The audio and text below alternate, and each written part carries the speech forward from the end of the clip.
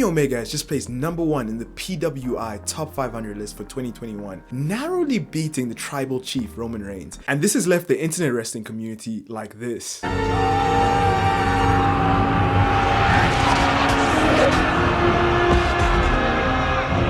The reaction has been very mixed, as many believe that Roman Reigns should have been #1. But today we're going to look at the criteria for PWI's Top 500 list and objectively tally why Kenny Omega beat Roman Reigns to the top spot. The evaluation period in which PWI analyzes wrestlers for the top 500 is between 1 July and June 30 each year. So we're going to look at the period between 1 July 2020 and 30 June 2021. PWI's criteria for ranking wrestlers is based upon 6 things. #1, win and loss record.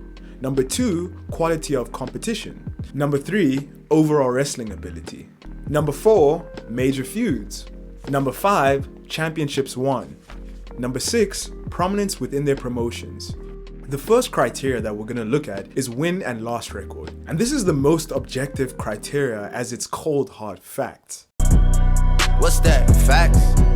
In the evaluation period, Kenny Omega had a record of 26 wins and 5 losses. Roman Reigns had a record of 16 wins and 1 loss and 1 draw. The losses that both of these men suffered weren't really that important, as they mostly came from multi-man matches, and both Kenny Omega and Roman Reigns were not pinned during the analysis period. The winner in this criteria is quite honestly Kenny by God Omega.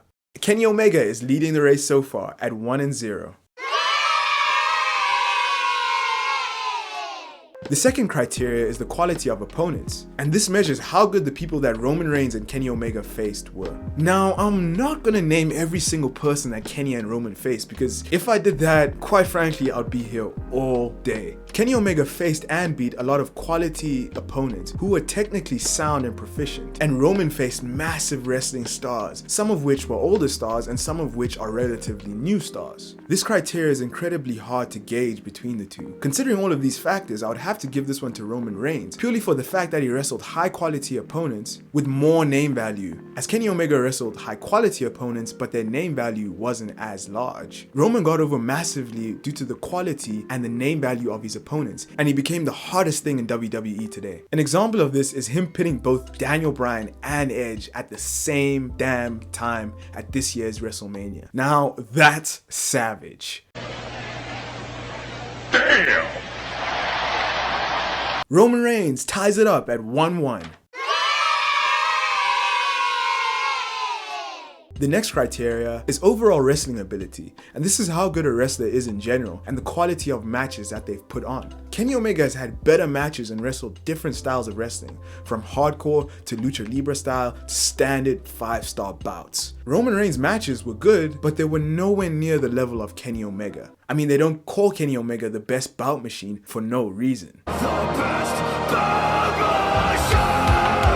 So this criteria point goes to Kenny Omega. Kenny Omega back in the lead at 2-1. The next criteria is major feuds. Kenny Omega has had great feuds with Jon Moxley and Hangman Adam Page. Even though Hangman and Omega's feud really started in September of 2020, it only really started to gain real momentum in the build-up for AEW's All Out, which is after the evaluation period. But Kenny Omega did have an awesome blood feud with Jon Moxley that would have been way better had the bombs for the exploding barbed wire death match not malfunctioned.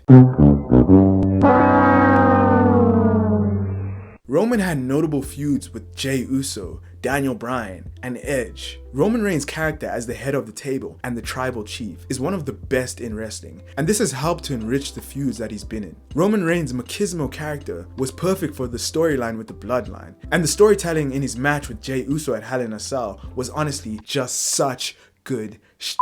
This is such good shit. His feud with Daniel Bryan and Edge was also very good. So for all of these reasons, I would give the criteria point to the Tribal Chief, Roman Reigns, because his character made his feuds feel special. Whoa, Roman Reigns equalizes it again. 2-2. Let's go, boys. The fifth criteria is championships won. During the evaluation period, Kenny Omega became the AEW's World's Heavyweight Champion and the Impact World Champion while holding the AAA Mega Championship. He was the holder of 4 belts, and 3 of them were recognized as World Championships by PWI standards. Roman Reigns won the Universal Championship as well, which is also a very prestigious title. But for this criteria point, it would have to go to the bi-god Kenny Omega. And by bi-god, yes, I mean bisexual god. This is a certified cum zone. Kenny Omega is at 3-2. The sixth criteria point, and probably the hardest to really gauge, is the prominence within their promotions. Kenny Omega has been the main man in AEW, Impact, and AAA. He's not even working double time, he's working triple time. Being a top guy in 3 different promotions is no easy feat, and due to the nature of the Forbidden Door, it seems that everybody who's not in WWE wants a piece of Kenny Omega. And in this way, Kenny Omega's prominence within the promotions he's in is very high. But then you have Roman Reigns. His prominence in WWE is through the roof, as ever since his return at SummerSlam of 2020, he single-handedly carried WWE on his back through the pandemic, and he's done the best work of his career. Like I said before, out of all the criteria, this is probably the closest call out of all of them, but someone still has to get the point. So can I have a drum roll, please? The point goes to both of them.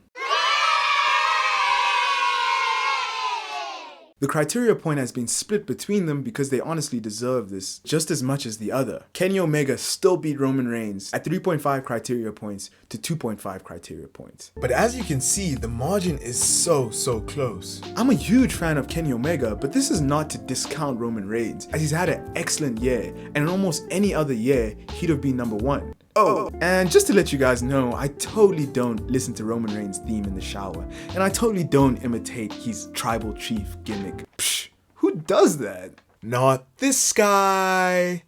Okay, I lied. I'm a closeted Roman Reigns fan, and he's a wrestler I really admire. It feels good to be free. To freedom! But in all honesty, Roman Reigns has been awesome this year, but Kenny Omega was just better. Thank you for watching the video. Who do you think deserves the #1 spot more between Kenny Omega and Roman Reigns? Please like, share, comment, and subscribe, and follow me on my socials. But anyway, goodbye.